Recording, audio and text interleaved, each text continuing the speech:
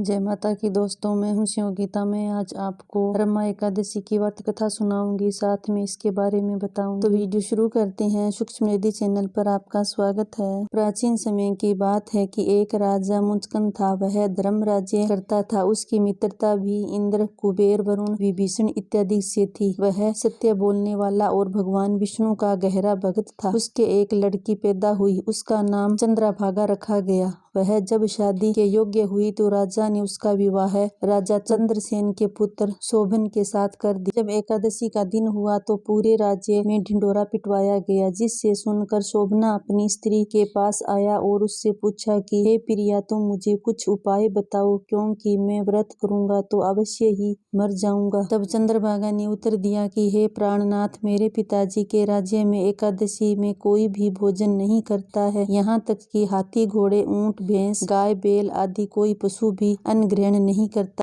तब फिर आप बताइए कि आप किस प्रकार से अन्न ग्रहण कर सकते हैं। यदि आप भोजन करना चाहते हैं तो इस नगर को छोड़कर किसी अन्य जगह चले जाओ। यदि आप यहाँ पर रहोगे तो तुम्हें यह व्रत अवश्य ही करना पड़ेगा। शोभना ने उत्तर देते हुए कहा, हे प्रिय, तुम्हारा कहना बिल्कुल सत्य है। अब मैं इसको अवश्य ही करूँगा। जो भाग्य में लिखा है वही होगा। इस प्रकार यह सोचकर शोभन एकादशी का व्रत किया। वह भूख प्यास से अत्यंत पीड़ित होने लगा। जब सूर्य अस्त हो गया और जागरण करने की रात्रि आई तो वह शोभन को अति दुखदायी प्रतीत होने लगी। परिणाम यह हुआ कि दूसरे दिन प्रातः काल होने से पूर्व ही शोभन की मृत्यु हो गई। तब राजा ने उसके शरीर को दहन करा दिया। चंद्रभागा अपने पिता के घर रहने लगी। रमा एकादशी के व्रत के प्रभाव से उसे मंदराचल पर्वत पर एक उत्तम नगर प्राप्त हुआ। उसकी अटारी में सुंदर रत्न और स्वर्ण के खंभे लगे हुए थे। वह उस स्थान पर स्वर्ण सिंहासन के विराजमान हो रहा था। उसके सम्मुख अप्सराएं नृत्य कर रही थी तथा अनेक गंधर्व गान कर रहे थे। शोभन उस समय दूसरे इंद्र समान शोभा दे रहा था। एक समय की बात है, राजा मुचकंद के नगर का एक श्रेष्ठ ब्राह्मण सोम शर्मा तीर्थ यात्रा को गया और घूमता फिरता उसी स्थान पर आया। सोम शर्मा ने शोभन को राजा का जमाई जानकर पहचान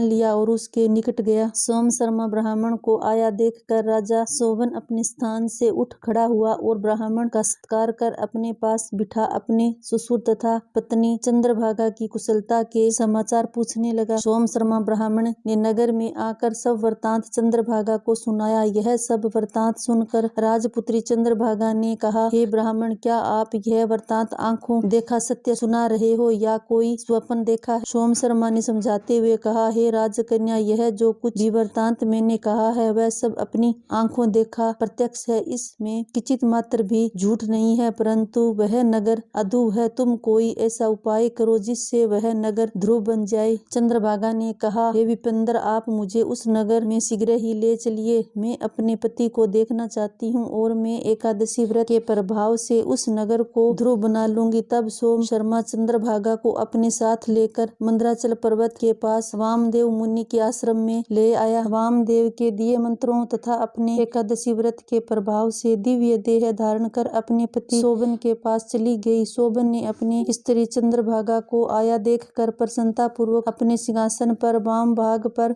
बिठाया। अब आप मेरे व्रत के पुण्य प्रभाव को सुनाइए। जब मैं अपने पिता के घर में 8 वर्ष की आयु की थी तभी से मैं एकादशी व्रत तथा विधि से करती आ रही हूँ। उन्हीं व्रतों के प्रभाव से आपका यह नगर ध्रुव हो जाएगा और समस्त कर्मों से युक्त होकर प्रलय काल के अंत रहेगा। यह चंद्रभागा दिव्य देह धारण कर अपने पति के साथ आनंद से रहने लगी। हे धर्मराज, यहाँ मैंने तुमसे रमा एकादशी का माहात्म्य कहा है। जो मनुष्य इस रमा एकादशी के व्रत को धारण करते हैं उनके ब्रह्म हत्या आदि के समस्त पाप नष्ट हो जाते हैं। कहानी संपन्न हुई। मेरी छोटी सी वीडियो पसंद आई होगी तो आप मेरे चैनल को सब्सक्राइब करें। अगर आप किचन टिप्स के बारे में जानना चाहते हो तो मैंने एक चैनल और बना रखा है, HBT टिप्स। चैनल को विजिट करें, लिंक आपको इसका बायो में मिल जाएगा। मेरे चैनल को सब्सक्राइब करें। Thank you.